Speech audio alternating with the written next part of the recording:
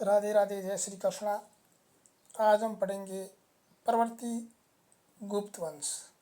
परवर्ती गुप्त वंश वह है जो गुप्त शासक उन्हों के आक्रमण से छित विहित हो गया था।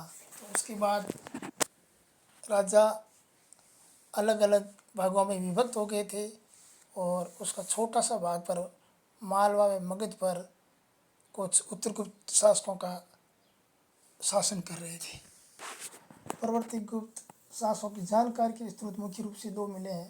पहला अफजगढ़ लेख जो आदित्य सेन का है, दूसरा देवबरनाक जो जीवित गुप्त द्वितीय का है। तो पढ़ते हैं। अफजगढ़ लेख, ये लेख आदित्य सेन द्वितीय का है और ये बिहार के गया जिले के अफजगढ़ नामक स्थान से मिला है।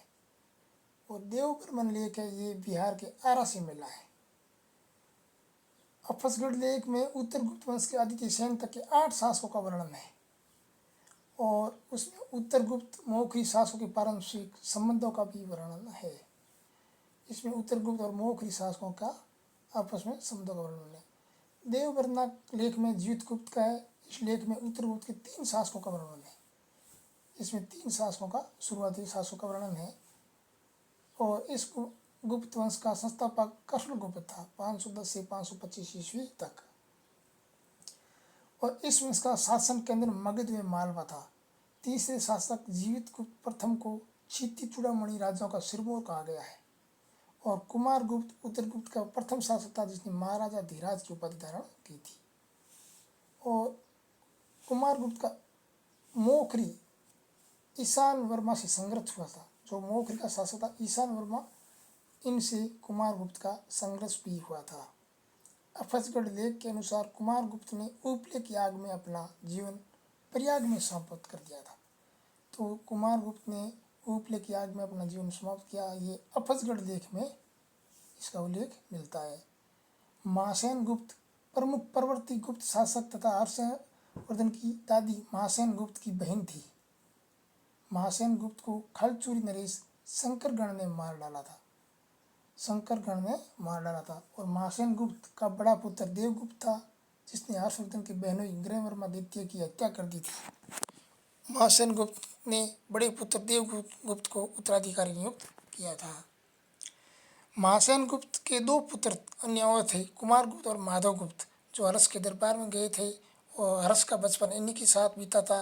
और इसके अलावा हर्ष के ममेरा भाई भंडी था जिसके साथ भी हर्ष का बचपन बीता था। आगे चलकर हर्ष ने माधवराव को मगध का शासक बना दिया और माधव गुप्त की मृत्यु के बाद आदित्य सेन मगध का शासक बना और आदित्य सेन ने 3 अश्वमेध यज्ञ किए जिसका अफजगढ़ लेख में है। और 3 अश्वमेध यज्ञ का उल्लेख मंदसौर लेख में है, लेकिन आदित्य सेन का जो अफजगढ़ लेख है ये इनसे संबंधित है। चीनी यात्री वांग हुएन ने भी अपनी 3 बार की यात्रा में से 2 बार की यात्रा आदित्य सेन के शासनकाल में की थी। तो ये भी मोस्ट है, मतलब चीनी यात्री है था वांग हुएन, तो इसने आदित्य सेन के टाइम में यात्रा की थी। वांग हुएन 3 बार यात्रा, जिसमें 2 बार आदित्य सेन के शासनकाल में यात्रा की। कोरिया का बौद्ध यात्री लुई हुईलुन भी आया था। और जीवित गुप्त द्वितीय इस वंश का अंतिम शासक था। मगध वंश के परवर्ती शासकों का क्रम इस प्रकार है। पहला कृष्णगुप्त, इसके बाद बना हर्षगुप्त, इसके बाद बना जीवित गुप्त, उसके बाद कुमार गुप्त, फिर दामोदर गुप्त, महासेन गुप्त, देवगुप्त, माधव गुप्त, आदित्य सेन, विष्णुगुप्त और जीवित गुप्त सेकेंड। तो ये शासकों का क्रम है। तो कृष्णगुप्त था जिसे असंख्य शत्रुओं का कहा गया, इसे असंख्य शत्रु के बारे में कृष्णगुप्त को कहा गया। और हर्षगुप्त को वीर योद्धा कहा गया है। और जीवित गुप्त को क्षिति चूड़ामणि महाराजा या राजा सिरमौर कहा गया है। और इसने जीवित गुप्त ने समुद्र से लेकर हिमालय तक विजय स्थापित की थी। कुमार गुप्त को महाराजा धीराज कहा गया है। और आदित्य सेन ने अश्वमेध यज्ञ किया था।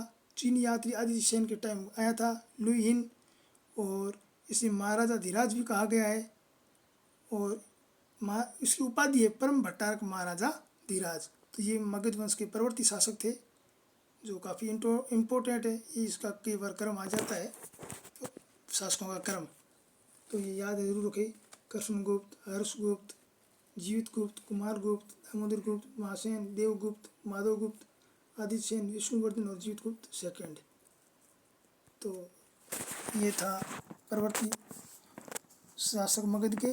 चैनल को सब्सक्राइब जरूर करें, लाइक भी जरूर करें, शेयर भी जरूर करें। धन्यवाद। जय श्री कृष्णा। राधे राधे। जय श्री कृष्णा।